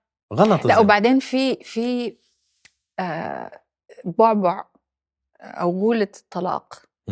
إن هو إحنا برضو نفس الشيء متربيين إن الطلاق هذه حاجة عيب. معناه برضو الزواج حلال والطلاق حلال. لكن فأنت عندك ديما الخوف امرأة مطلقة، يعني هذا أقصى حدود سوقها طايح. ايه يشوفونها شيء للأسف. مع إن الطلاق كان برغبتي أنا، يعني أنا اللي قلت نبي نطلق. بس لما في يوم قلت لك كنت نشوف شفت إعلان على الدكتور على البالون، البالون اللي الكبسولة تبلعها وتنتفخ في البطن والمفروض إن هي تنقص الوزن. فضلت مع واحدة مشيت شفت الدكتور هذا، فالدكتور قال لي شوفي، قال لي هذه للناس اللي ممكن يبوا يضعفوا 10-15 كيلو، انت حالتك صعبة بس حالتك مستعصية. قال لي في دكتور شاطر جدا، انا هذه كان في هيلث كير سيتي، قال لي في دكتور شاطر جدا عنده ويت ليست طويلة، بس حاولي انك انت تديري معاه. قال لي انت تبي عملية، لأن مش حتقدري تنزلي الوزن اللي أنت محتاجة تنزليه إلا بعملية. يعني unless you join the biggest loser and you sit on an island for 3 months and do nothing except work out and exercise, it's not gonna happen. فقلت له أوكي أعطيني الاسم. أعطاني الاسم. العيادة كانت، لأن هو health care city كلها المجمعات الطبية جنب بعض، فالعيادة كانت like قصة شارع زي ما نقول. I said you know what, let me go and book an appointment. I went. قُلت له إنه بندير موعد مع الدكتور كذا وكذا، قالوا لي: "you're so lucky في أحد كان عنده appointment وكيف كنسل فلو تبي تشوفيه ممكن تشوفيه توا." عجيب. it was like it was meant to be. مكتوب إيه. فقابلت الدكتور قال لي: "أنتِ أصلًا شو تستني of course you need surgery." I booked the surgery. وهو شو قص معدة؟ إيه أوكي. قص معدة، يعني حالي 80% من معدتي. أوكي. So I only have 20%. It's like this big. أوكي. آآ فيوم تاخذين كيت كات تاخذين بس ربع I ربع can't have صبع. Kit Kat. ربع صبع. ولا أشم الكيت كات أصلًا. آمم أنا بس من بعيد بس حلو. بس حلو أنا بالضبط. خلّي. أنا مش مشكلتي الحلو، أنا مشكلتي الخبزة. آه. I love bread. أنا I'm رز. Libyan. أنا رز أوف. لأ أنا مشكلة الرز. باستا، bread. إمم.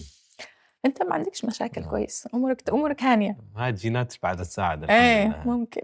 أنا ترى وايد بديت أثقف نفسي على السمنة. إمم. كان عندي الحين كم من حملة سويتها ويا شركة، وايد ثقفوني عن السمنة، إن السمنة أصلًا مرض إيه. صُرح من سنين، صُرح أظن في الخمسينات، إمم. 1950 أظن أول مرة لو أرقامي صح، إن السمنة مرض، يعني ما يصير أول ما نشوف حد متين نقول هذا متين والّا إنسان كسلان، صح. لأ السمنة في مرض. عوامل إنه وصل لهالشيء سواء نسبة كبيرة هي الجينات. جينات. في ناس على قد ما يروح الجيم وهذا تشوف إن وفي جسمه هرمونات وفي صح. الغدة التايرويد. صح. وفي ناس تاكل. وفي اكتئاب كلها. وفي اكتئاب اللي هو برضه مرض، أنتِ يعني كنتِ أنا تلجئين للأكل يوم زعلانة والّا يوم متضايقة؟ زعلانة، يوم سعيدة، يوم أي كلها. حاجة. وأنا نحب نطيب. I love cooking. أوكي. I love cooking. I love eating. شو تقولون بالليبي أحب أطيب؟ نحب نطيب. نطيب يعني نطيب. نطبخ؟ إيه طيب عجيب. من التطيب إنه هو حيطيب يعني حيجهز حيستوي. أوكي نايس. إمم. I booked the surgery. يعني كان الموعد ممكن بعدها بشهر. I didn't tell anyone. ولا حتى زوجي ما قلتلهاش. وإحنا يعني في هالوقت إن زي ما قلت لك إن زوجي كانت ديما علاقتنا كويسة، يعني حتى لما هذا المنطقة الأول أي. يعني حتى لما قررت إننا نتطلق مش لأنه هو كان إنسان مش كويس أو علاقتنا مش بالعكس عادي، كانت علاقتنا عادية، بس في كلمة عادية كانت المشكلة عندي. فما قلتلهاش إلا قبل العملية بيوم. مستغرب أوكي. خلاص أنت تعودت. عشان أنتِ خلاص أنتِ بيّنتِ إن أنتِ إنسانة ما تحتاجين تعتمدين على أي شخص وأنتِ بتسوين كل شيء لروحِك hyper independent. لأني يرجع للطفولة. بالطفولة إيه، 100%. لأني في طفولتي فهمت إني ما فيش حد حيحبني أو يهتم فيا زيني أنا. ف you can say whatever you want. المهم أنا في النهاية لازم نقتنع أو إننا حندير اللي أنا أرى إنه هو في وهو فعلًا يعني أنا قلت له قبلها بيوم وحاول يثنيني عن الموضوع. وأنا قلت له اسمع، قلت له ما تجيش معي حتى المستشفى لأن ما نبيش نخش لأن هي عملية يعني وتخدير كامل ومش صعب إن you're changing. يعني في ناس يقول لك إن هذه is the easy way out. لا هذه commitment forever. يعني أنا مثلًا مرات نشتهي حاجة نبي ناكل I physically cannot. يعني لما أنت تكون شبعان بس تاخد لقمة زيادة ممكن، أنا اللقمة الزيادة هذه ما نقدرش. فإتس forever commitment يعني. فقلت له don't even come to the hospital, you can pick me up afterwards. وأنا الدكتور يدخل فيا في غرفة العمليات قال لي على فكرة أغلب الناس اللي يديروا في العملية هذه يا إما يتطلقوا يا إما يجيبوا أولاد لك يحملوا. I did both. جبتي أولاد بعدين طلقتي؟ ما أنا already كان عندي أولاد وقتها. كان عندك أولاد معاه؟ قبل already كان عندي أولاد. أنا أولاد جبتهم في 2014 يعني قبل ما جينا للإمارات بسنتين. فأولاد عملية طلاق. هذا عملية طلاق. أوكي. تصدق إني كان توا لما نفكر أنا بيني وبين نفسي أنا علاش درت كيف أخذت قرار زي هذا. الأولاد كانوا واحد من الأسباب، لأني حسيت إني منافقة إني نقول لأولادي ما تاكلوش سكر، ما تاكلوش كيك، الشوكولاتة مش كويسة when I'm 130 kilos. فكان حسيت إني منافقة. إني لا ما هم حيولوا زيني أو أنا ما قدرش إني ناكل حاجة قدامهم ونحرمهم منها. فدرت العملية و I started losing weight. بديت نتعرف على نفسي أكتر. مم. بديت نحس إني أنا اللي أنا أعرف يعني مثلا أنا شخص يحب اللبس، يحب الفاشن. ف بدا عندي كان عندي مخزون طاقات من 10 سنين يعني. بعدها بتقريبا سنة، قبل عيد ميلادي ال35 بشوية، مم. كعمست أنا وزوجي وقلت له شوف، قلت له أنا وأنت ممكن نقعد متزوجين لآخر العمر زي ما قلت، لأن there is nothing wrong. إحنا أصدقاء we like each other's company. قلت له لكن there is no more passion. قلت له في ناس ممكن في عمرنا هذا أو at least في عمرنا ما زال ما تزوجوش أصلا. أنا متزوجة لي 15 سنة وعندي زوج أولاد، ولد وبنت. قلت له أنا ما نبيش نقعد على خاطر الصغار، أنا نبي ننفصلوا على خاطر الصغار. قلت له نبي ننفصلوا قبل ما نكره بعض، قبل ما الحياة تصير مش حلوة. قلت له نبي الصغار يتربوا وهم يشوفوا كيف الأب والأم يحبوا بعض، مش إن إحنا علاقتنا سطحية يعني roommates. فهمتني؟ مم. نبيهم يشوفوا أمهم تحب زوجها، لأن في النهاية الولاد حيكبروا حيستقلوا بحياتهم. الزوج والزوجة هم اللي حيقعدوا. مم. وهو برضو لأنه يعرفني فهو فهم إني أنا خلاص اتخذت قراري. مم. وانفصلنا انفصال ودي جدا يعني زي ما قلت لك لحتى واحنا قاعدين صحاب، وانا قلت خلاص I'm gonna be a strong independent woman بنربي صغاري. بس بعدها بشهرين تعرفت على زوجي الحالي. شهرين بينهم؟ واو. It was just before COVID. فكله يصير بالهايبر سبيد وكم في سنة الكوفيد. الحين مع بعض؟ 6 سنين. 6 سنين. وجبت زوج ولاد تانيين. فما استوى ريباوند، استوى لا. لا it's not a rebound. هي لو ما تزوجت كنت بقول ريباوند، بس إيه. ما شاء الله الله كتب لك انه تعرفتي وتزوجتي. لا وشفت مرة فانت صار لي ما عشتي وايد بروحك، لا. يعني من عمرك 20 للحين يمكن شهرين بس كنتي سنجل. I don't think I would do well by myself. أنا نحب سؤال، هل أنت الحين في العلاقة الحالية بعد هايبر اندبندنت؟ تعرف واحد من أسباب نجاح علاقتي مع زوجي الحالي إنه هو he doesn't love me because he loves me despite. يعني هو ما يحبنيش لأن أنا كذا كذا كذا، هو يحبني بالرغم إني كذا كذا كذا. يعني هو يتحمل في الهايبر اندبندنس. يعني أنا مرات لما نكون نشتغل على بروجكت أو عندي حاجة خلاص I'm focused I can cut contact for hours، أو مثلا نكون مسافرة عندي شغل I'm focused على الشغل. فهو فهمني، فهم إني أنا إنسانة أم وصديقة وزوجة وأخت، ويهمني إني نغذي كل الزوايا هذه في شخصيتي. يعني أنا مش أم بس، مش زوجة بس، مش صديقة بس، أنا الجوانب هذه كلها تهمني، شغلي يهمني. فهو يفهم إني أنا الحاجات هذه مهمة بالنسبة لي.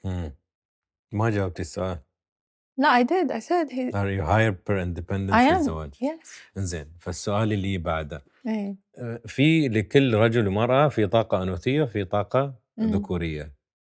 فالمرأة اللي عموما وايد هايبر اندبندنت. I don't think I have masculine energy. زين ما خلصنا السؤال الزين. اوكي خلص. يعني تقريبا يعني في نفس المجال. ففي ناس بيقولون لك البنت اللي جالسه تسوي كل شيء روحها، الوالده ما شاء الله وايد، انا امي وايد ما شاء الله وايد اندبندنت.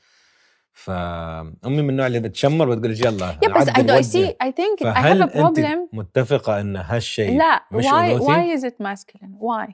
انه يخدم، يسوي، يشتغل، يصلح. why؟ ما انا عندي دين وانت عندك دين، ايش معنى يعني؟ ما ادري، انا صدق ما عندي جواب، يعني ما عندي حكمه، مو بحكمه، حكم على الموضوع. I don't have a judge opinion on it fact. I don't have a fact. هلا بس قصدي الناس يقولون ان المرأة تبغى تتكل على ابوها في صغرها، انه يوم تكبر لو نرجع للعصر الحجري المرأة تهتم في العائلة وفي الكهف وفي الأكل وفي رجعنا ورا زين ومع الفاكيوم شيء أول سبيشل زين، فهي تهتم في تربية الأسرة، هو يروح يقتل ويجيب الأكل وكذا كذا. فإن نحن we're wired What if she's a for better this. shooter طيب؟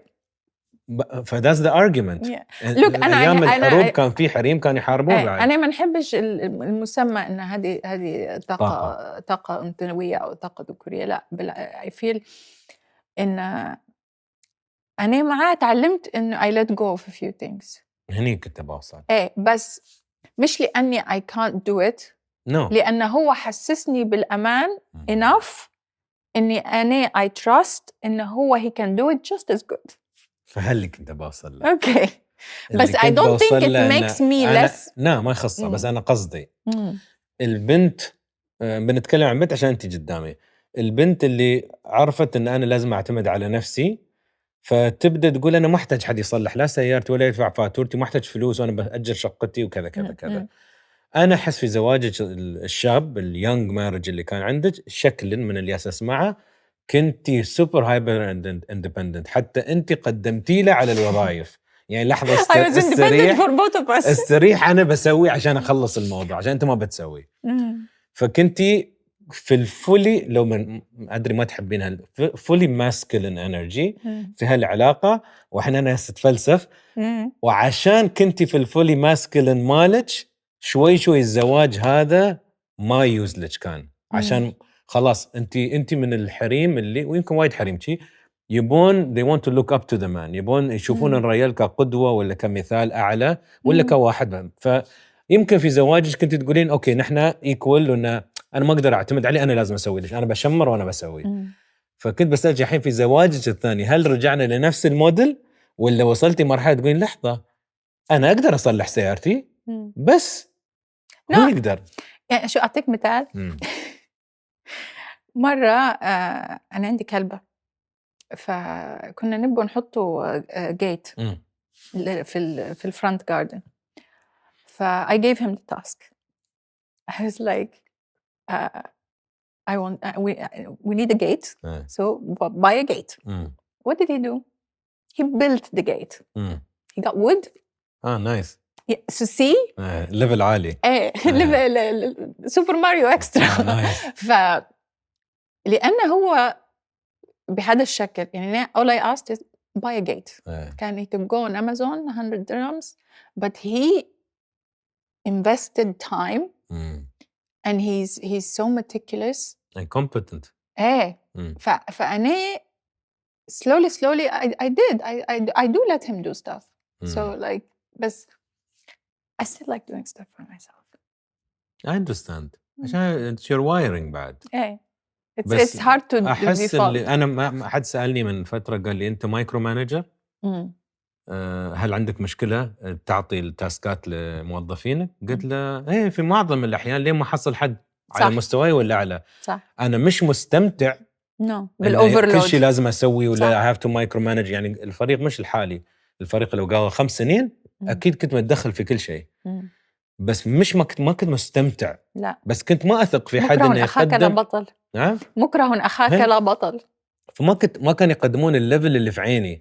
بس لو أنت تقدم الليفل اللي في عيني بقول لك حبيبي لو سمحت خل عني فكني أنا ما أقدر. فمتفهم إن هل أنس لين الحين لازم مرات يقول خلينا نغير اللون خلينا نسوي كذا طبيعي. بس هل أنا مفرفش إن عندي حد أشطر عني؟ دائما أقول ما بكون أذكى واحد على الطاولة أشطر بس أوكي على نفس الليفل يعني أنت كنت بتسوين الجيت مال الكلب لا أحسن؟ أنا I would pay someone to do it. I got it for free. So. صح. مرة بنتي أنا كنت خايفة من ناحية الانفصال على التوأم. لأن الأول 2 هم توأم؟ أول 2 توأم أي ولد وبنت. كنت خايفة عليهم من الموضوع، لكن في عقلي كنت متأكدة إني أنا لو ما كنتش سعيدة مش هنقدر نساعدهم، وأنا ما كنتش نبيهم يكبروا وهم فكرتهم عن الحب والزواج أنا وأبوهم، لأن for me that was not love. بعد ما اتزوجت من زوجي، جت بنتي مرة من كذا سنة، إن هم طبعًا ولادي كلهم عايشين معي، قالت لي when I grow up I wanna marry someone who treats me like daddy treats you. إمم. So they call their stepdad daddy. هيك بس يسمونه دادي؟ إيه. حلو. آآ and that moment was like I think I was like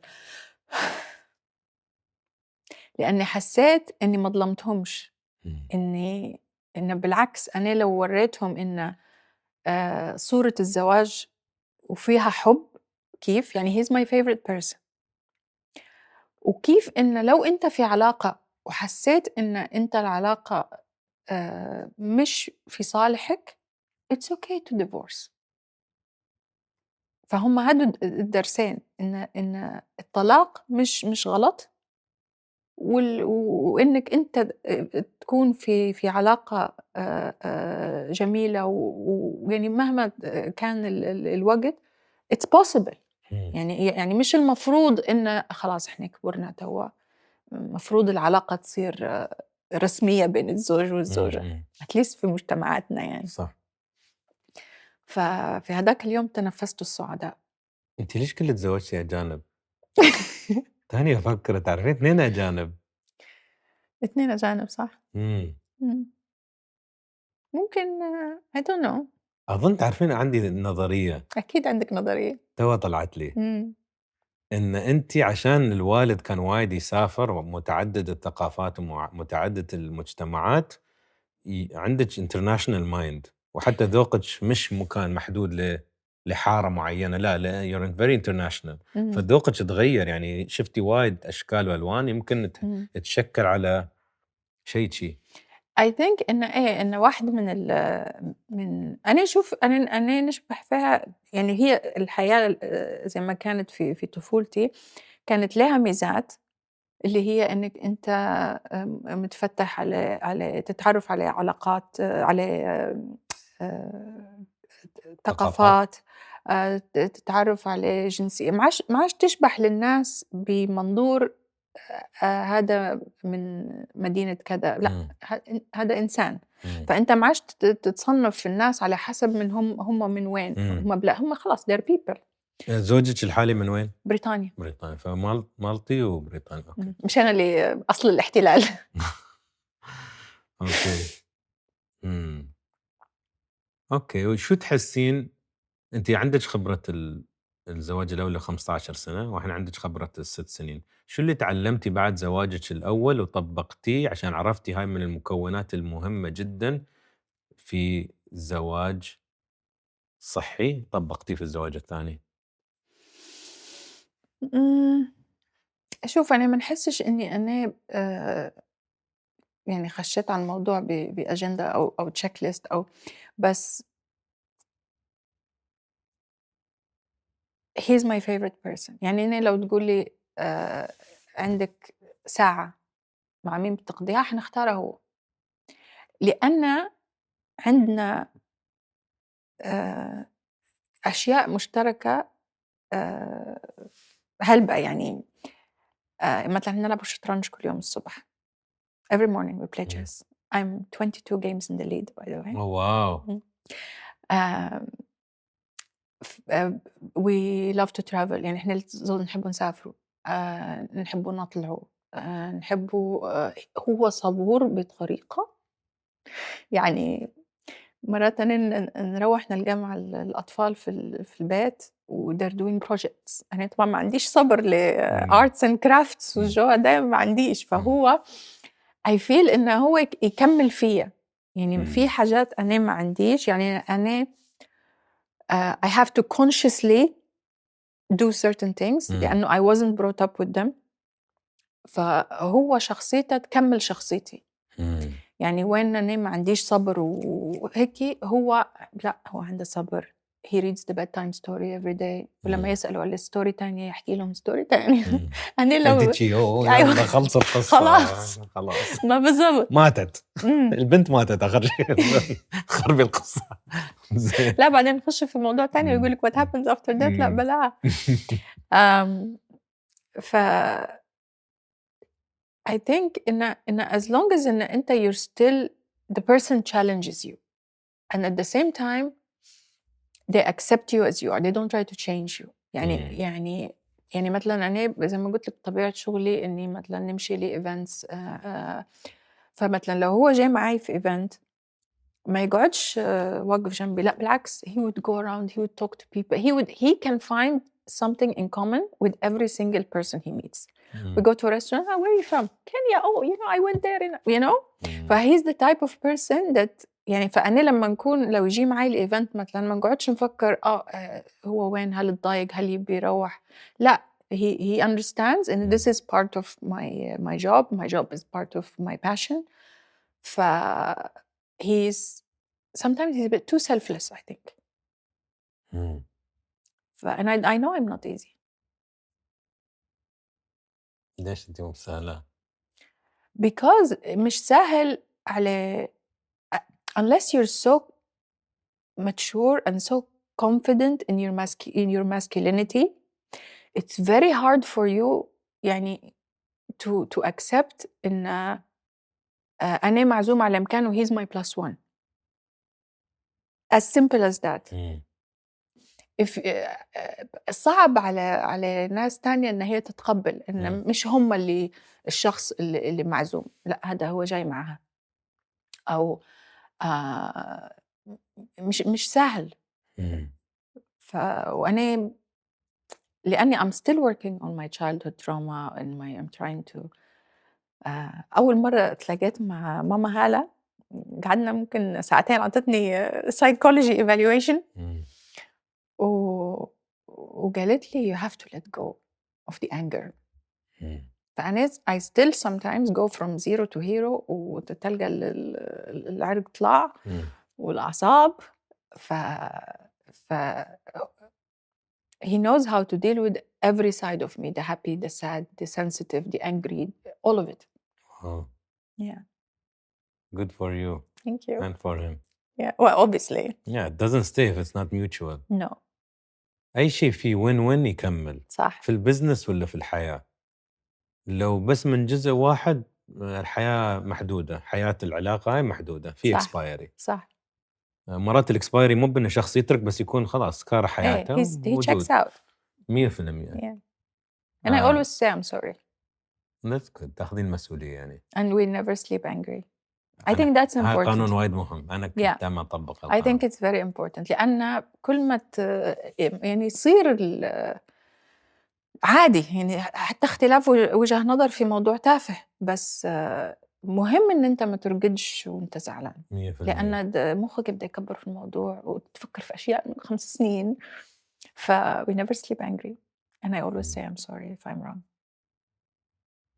احترم هالشيء.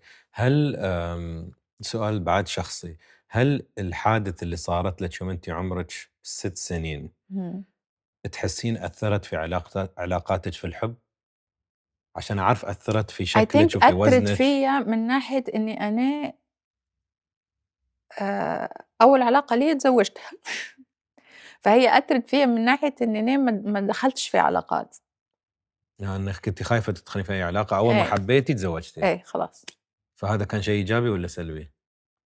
هلا شوف I think إن أنا هذه شخصيتي يعني يعني حتى لما تعرفت على جون يعني على طول قلت له يعني مش حنخش معاك في علاقة لو إن we're both sure لأن أنا برضو عندي أولاد we'll get married. I think أنت قلت إننا كنت ندور على الأمان ولما ما لقيتهاش I started giving it to myself. I think ممكن I associated marriage مع إن أمان إن أنا هذه it's علاقتي فأنا بإيدي إن أنا نحميها. بس I think هي كان لها تأثير أكتر في شخصيتي من ناحية زي ما قُلت لِك إني مثلًا نزعل بسرعة، مرات نكون حساسة شوية، آآ ال غضبي سهل، إمم. و مشاعري سهل إن أنت تعرف أنا نحب شخص أو ما نحبهاش، إمم. إني نام نجامل والّا هادي فهمتني؟ يعني مشاعري على وجهي زي ما يقولوا. أسأل ليش بعد عشان أي بنت تسمع أو ولد بس بنت أكثر عشان قصتِك و وواجهت تحرُّش في طفولتها، والحين كبرت وتبغى تتزوج ومتخوّفة يمكن إنه ما تقدر يكون عندها علاقة صحية في الزواج، إمم. سواءً من ناحية الجنس أو الحب أو العاطفة أو اللمس أو المشاعر أو الثقة، إمم. وخايفة إنها تحس إنه ما لها أمل، بس تشوف اليوم رويدة جالسة تقول لها أنا تزوجت مرتين أنا صح مريت في Maybe هالشيء. that's not a good ها؟ thing. ممكن تزوجت مرتين لا is not بس a ما good أنا دعاية أشوفه for إيجابي. stability. لا أنا أشوفه إيجابي عشان أنتِ ما تزوجتِ ما 6 شهور وطلّقتِ صح. وبعدين تزوجتِ وطلّقتِ، أنا أحس لأ 15 سنة يعني شابوه يعني مش مسخرة، إمم. مش سهل الواحد يتم. أنا كنت متزوج 9 سنين، إمم. اللي أشوفه بالعكس مفروض الإنسان اللي يتزوج يعني ياخذ قرار تجيبي like واعي. review كل ها؟ like a review زي بتاع الشغل. ليه؟ كل 7 شهور تعمل آه. review والله renew ليش والّا لأ؟ we don't بس renew. أشوفه قرار واحد للأسف الحين مو نحن قلنا نحن من جيل الطلاق كان عيب، إمم. الحين استوى بزيادة عادي، إيه. بزيادة. إيه لأن يعني حتى الحين الزواج مسخوها. والّا لا شي ولا شي، يعني إمم. لا بتتزوج خذها بجدية يعني صح. وحاول، فيوم تقولين لي 15 سنة وبعدين 6 سنين إمم. you have to be very proud يعني. إمم. فنرجع لهالبنت اللي هسه تشوف اللقاء، وهي متخوفة إنه يمكن أنا ما عندي أمل، أنا مريت في هالظروف، لا قدر الله في بعضهم يشوفون اغتصاب، في بعضهم تحرش، فيهم كذا كذا كذا، وتحس I have no hope إمم. or do I؟ يمكن بس علامة استفهام. شوف I think من المهم إن يعني أنا مرّيت بمجموعة مراحل لين وصلت لمرحلة يعني مثلًا أنا في زواجي الأول مع إنه استمر 15 سنة، لكن ممكن عادي نرقد وأنا زعلانة، أو حتى لو أنا غلطانة ما نقولش أنا آسفة، إمم. أو إني أنا ما نقدّمش مش نقول تنازلات، بس يعني مثل عادي إننا مجرد إنك تقول آسف لو أنت فعلًا غلطان، لو مثلًا غضبت في ساعة إمم. وقُلت حاجة أو آمم، الموضوع أو موضوع التحرُّش يأثّر في شخصيتِك على different levels يعني أنا it hit me in marriage, it hit me with my weight وبعدين فهمت إني أوكي يعني أنا هذه الوزن كان بسبب كذا وكذا، أنا الhyper independence لأني مش قادرة مش قادرة نتعوّد أو نعتمد على حد إمم. إلا أنا. المهم إن قبل ما نفكّروا في العلاقات الخارجية لازم مع إنه يعني برضه مصطلح متداول، لكن لازم تتصالح مع نفسك، لإن أنت لو ما تحبّش روحك يعني أنا وصلت لمرحلة وقّعني علاش في حالة حُب، لإني نحب نفسي، أنا وصلت لمرحلة إني أنا آآ نحب نفسي، اتخلّصت من السجن اللي كنت حاطّة نفسي فيه mental and physical إمم. لإن هو أنت لمّا يوصل وزنِك لبدانة مُفرطة، يعني أنا لمّا الinsurance التأمين دفعوا لي العملية، لأن it was classified as a disease إمم. كان عندي بداية تليف كبد مثلًا، imagine أنا كان عمري 33 سنة لمّا عملت إمم. العملية، كان عندي الرُكب كان حيصير فيها مشاكل، فكان لازم إننا نحب نفسي باش نقدر أنا نحب شخص تاني بطريقة سوية. حلو. يعني ممكن أنا لو كنت اتصالحت مع نفسي قبل، ممكن كان زواجي استمر، لكن إمم. أنا كشخص اتغيّرت وأنا لا أعتقد، لكن أنا كشخص اتغيّرت، وأنا نحس إني أنا بديت أحسن بعد ما اتطلّقت، بعد ما نزّلت وزني، مش لأن هي superficial أو aesthetics لأ، لأني أنا بديت نحب نفسي، إمم. ففاقد الشيء لا يعطيه. فأنا I feel إن أنا آآ أحسن لأني نعطي لنفسي في وقت، لأني فاهمة نفسي، لأني بديت نفهم إنه أوكي آآ أنا محتاجة وقت مع نفسي أو محتاجة وقت مع هل زوجي. شُفتِ أي طبيب نفسي في كل هالسنين؟ ولا دكتور نفسي ولا لايف كوتش ولا apart from ماما هلا يعني. إيه؟ I ولا tried. كلها روحك يعني؟ جرّبت مرّة من سنتين تقريبًا. بس مش قصدي في الأول لأ، 15 هذا لأن كان. برضه لأن هذا جزء من تربيتنا برضه، إن إمم. أنت مش أنت مجنون يعني؟ المجانين بس تمشي دكتور نفسي. وهذا شيء طبعًا غلط، بس هو شيء تاني متعارف عليه، عشان بيقولوا علينا الناس أنت ماشي لدكتور نفسي عيب. يا ريت كان في قبل، بس ممكن لهذا السبب خَد منّي وقت أكتر صح. لحد ما فهمت نفسي، بس I feel إن لمّا أنت، لإنه هو أنت ليش تحكي لدكتور نفساني؟ لمّا وأنت تتكلم أنت تسمع نفسك و things start clicking تقول إمم. وهو يسألك الأسئلة إيه، الصحيحة وأنت تبدأ بالضبط، تتعرف على نفسك بالضبط، 100%. بالضبط. هل اتلاقيتِ مع المتحرش بعد ما كبرتِ؟ لأ. ولا مرة؟ إمم. تبين تشوفينه؟ I fear for him إمم. if I see him. للحين في غضب تجاهه. تجاهه هو أكيد، إمم. لأن يعني حرمني من هلبة أشياء، حرمني من علاقتي مع أمي. آمم، ممكن هو كان واحد من الأسباب علاش أنا اتزوجت وسافرت وعِشت برّا. إمم. في درجات للغضب، أنا قُلت الغضب قَل لكن ما اختفاش، إمم. صعب. هو تعرفين أخباره؟ يعني أهلي يعرفوا إني ما بيش نسمع. اسمه. yeah. والوالد ولا مرة سمع القصة؟ إمم. الوالد موجود حي ما شاء الله؟ اهم. الله يحفظه. طيب. وتحسين هاللقاء بيوصل له؟ أكيد. وخايفة من هالشيء؟ خايفة عليه، لأن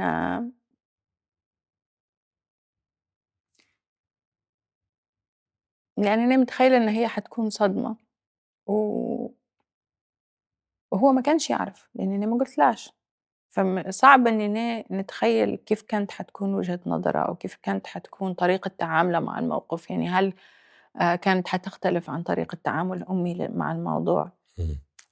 يعني أنا حتى فكّرت هل من الصح إننا نحكي توا في الموضوع، باعتبار إن أنا السنة اللي فاتت اتكلمت مع ماما لكن قررت إني لأن الهدف أكبر منّي.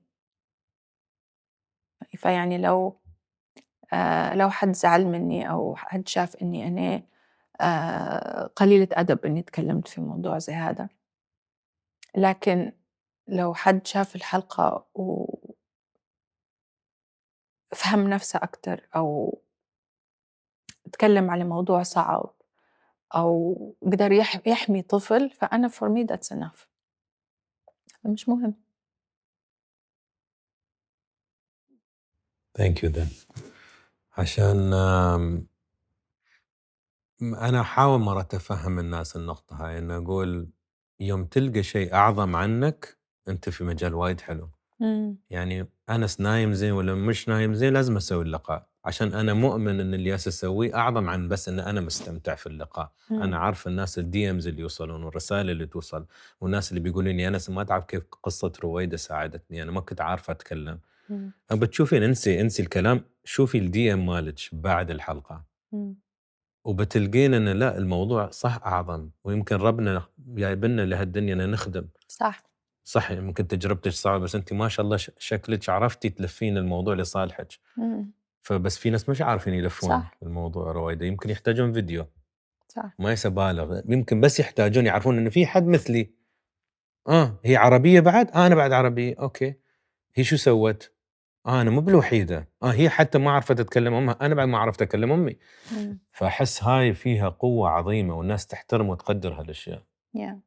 ومش الكل، بس لأ، أكيد المهمين. هو في كل شيء حيكون في ناس ضده وناس معه وناس حتنتقد. أي شيء، يعني الناس لو هدفها الانتقاد حيلقوا أي حاجة ينتقدوها. سامحتي ماما؟ Yeah. إمم. لأني فهمت إن هي نتيجة أو ابنة جيل غير، إمم. فإن هي هي ما استوعبتش الكلام اللي أنا قُلته، أنا نتفكّر في مقتطفات من هداك اليوم لمّا أنا كلّمتها، آآ ممكن أنا كلّمتها في وقت كان غلط، ممكن هي كانت مشغولة في حاجة، لكن أنا I'm not giving excuses، لكن قصدي إن لأني صرت أم، يعني تخيّلت لو أنا حد من ولادي زعلان منّي قد ما أنا زعلانة أو كنت زعلانة من ماما، فهذا كان شي حيكون صعب لو إن أنا واحد من ولادي زعلان منّي بهذا الشكل it will kill me. إمم. فسامحتها. اهم. قلتِ لها كل اللي في خاطرِك؟ إمم. ماما هلا قالت لي إن هي لو أنا ما سامحتهاش مش حنقدر ننتقل إلى المرحلة الأخرى. أمِّك عادي تشوف المقابلة؟ هي أكيد حتشوفها.